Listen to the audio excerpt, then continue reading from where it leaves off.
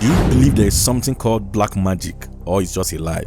Maybe some kind of belief that doesn't exist or all that. But let's leave that aside. This man allegedly scammed a bank in Dubai using black magic. That sounds crazy, right? In the world of great financial scams, some stories seem too outrageous to be true. This is the story of Foutanga Babani Sissoko, a man who pulled off one of the history's most incredible bank heists without even holding a gun or cracking a safe. Instead, he allegedly used something much more mysterious, and that is black magic. Let's go back to where it all began. In the early 1990s, Mali was one of the poorest countries in Africa. In a small village, there lived Foutanga Babani Sissoko, who couldn't read or write, meaning he's an illiterate, according to academic standard. But he had something more powerful, extraordinary charm and persuasion skills. The story takes an unexpected turn when Foutanga arrived in Dubai. The United Arab Emirates was experiencing a banking boom, and the Dubai Islamic Bank was at its height. Somehow, this is where the story gets truly crazy. Foutanga managed to meet with one of the bank's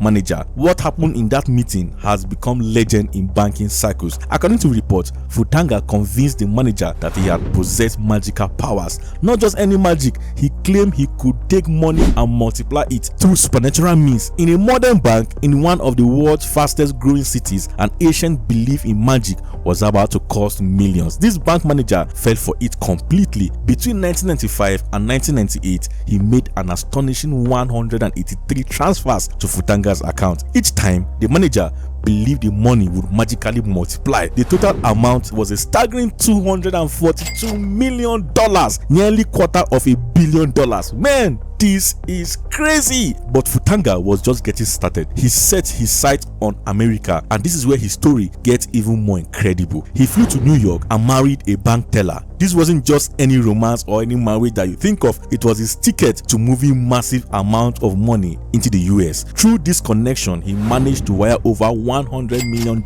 into American banks. What does a man do with that kind of money? Foutanga had big dreams. He started an airline called Airline, serving West Africa. Picture this, a man couldn't read or write was now running his own airline company. But like many great scam stories, things started to unravel. In 1996, Interpol finally caught up with him. His mistake trying to smuggle helicopters from Miami to Africa. Even for a man who claimed to have magical powers, international arms trafficking law proved too difficult to charm his way around. What happened next showed just how wealthy he had become. He paid himself with a staggering $20 million, a record amount at that time. But Foutanga didn't stop there. He went and started spending money lavishly, buying expensive cars, luxury gifts for himself, his lawyers, his concubines, and all that. In fact, he was the rave of the moment. Over the next 10 months, while awaiting trial, Foutanga lived like there was no tomorrow. He bought 30 cars. This dude was literally crazy, man. He was spending money faster than most people can even imagine. When he finally faced justice, something remarkable happened again. He pleaded guilty but received a sentence that seems almost magical